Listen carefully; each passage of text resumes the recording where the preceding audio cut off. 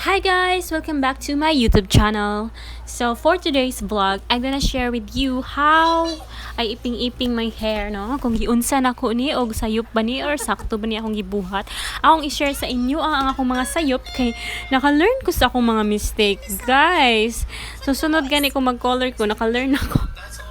Karon murag di pa siya perfecto kay karon pa jud ko nag-color sa akong buhok, no? So kuan di ay guys, akong tips ngay hatag ninyo based sa akong experience og dili ko professional nga hair nga tig color sa buhok, no? Tawag niya na. So guys, mo to kung ipakita sa inyo ana dapat jud bahin-bahinon ang buhok og ikaupat kay para plaster kaayo dili sa ako ana ang akong nauna og color ang bangs ang color og maayo kay dali ra man day kay mo color ning mga bag-o nga tubo nga buhok. So kato daing pag-ong tubo iulahi to siya og kanang mga naana sa mga tumoy-tumoy mao na unahon nimo og color. So mao to guys. Day 1, so this is my face after sa first nga bleach. So, init kaayo, as in grabe ka init. Ay sakit siya sa panit. Napasok ko pagkuan. At first kay nagbutang ko sa akong buhok. Tapos nabutang man sa scalp. Mo to di ako kaagwanta, naligo ko din. Akong gi-blower na po. Tapos balik na po kog butang og bleach. Mo to, mo na ni siya resulta. Munang wala na ako nabutangan na kanang mga sa akong scalp gani kay sakit jud kaayo.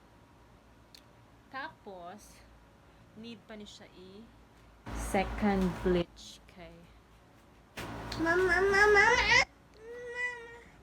need man na kadwa i-bleach tapos mag ash gray na dayon.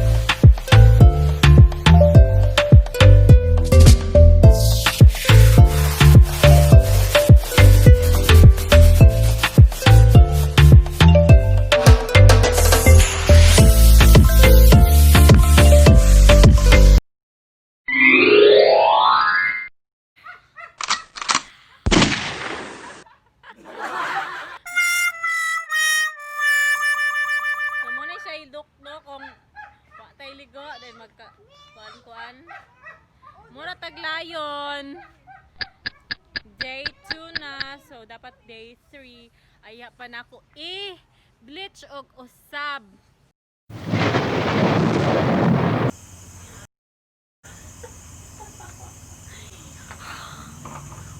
Tinidor. So guys, mao ni akong gisudlan sa ako ang bleach og sa oxidizing mo ni day 2 na ta sa atong pag-iping-iping sa atong buhok.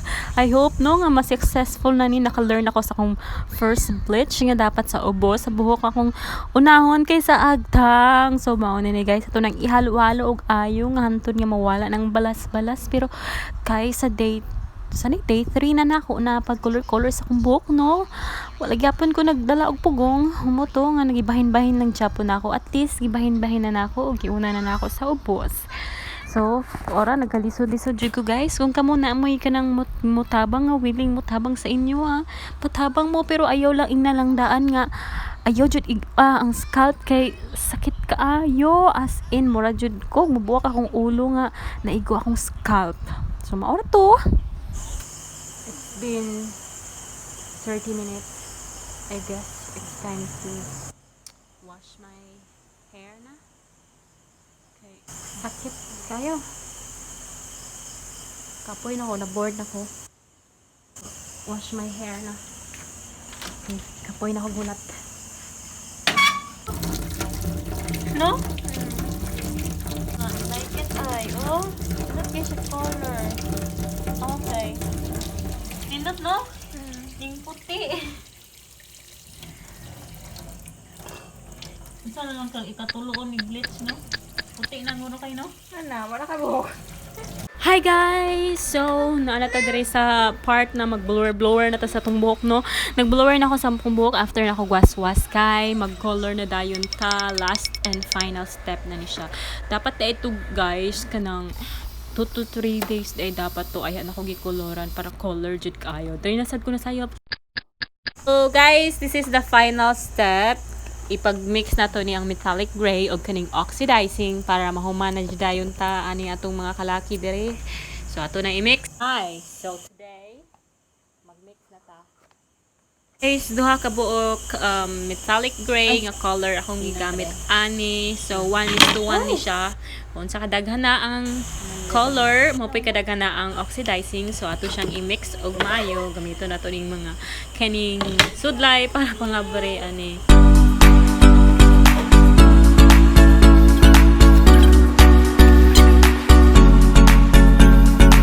Naka-learn ako sa ako ang sayop, no? Giuna na dyan ako ang ubos. Dayon, ang taas na dayon. So, naningkamot siya kong maayo, o. Muna siya. Murag, kuan ra siya, dali ra siya ibutang sa buhok. Unlike sa bleach, ang sakit juga ito siya sa ulo. Oo, si Bibi na daw ang voice over. Unlike sa bleach, sakit kasi na ang kaning kuan, dili kay sakit. Sa result na ta kayo nagtagbat. So, ano si Bibi?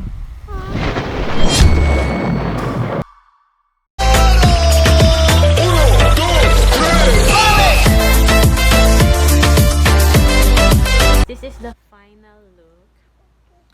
So, dili ki siya metallic gray pero ganahan ko kay tama lang yung color. So before day ko naka-decide na mag-color ko sa akong buhok. What if na ko'y mga what ifs kinabuhi? Dapat brave enough ka para nga color sa imong buhok. Okay. What if maupaw ko? Ana. So mauto. Gusto man sad ko maka-try nga maupaw. Gusto ko ma-try nga maupaw ko.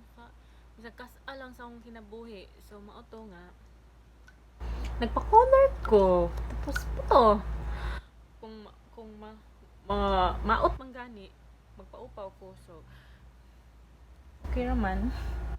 Madala ra. So pasabot nga di sa ako magpaupaw, no. So siguro na okay ra siya.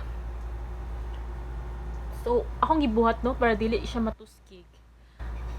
Kay mamatay man imong buhok good kung mag-bleach ka. Atong first bleach kay as in tuskig jud kay siya. Then naglantaw ko sa YouTube og mga tips nga dili kay mamatay imong buhok. Palit man sila purple shampoo.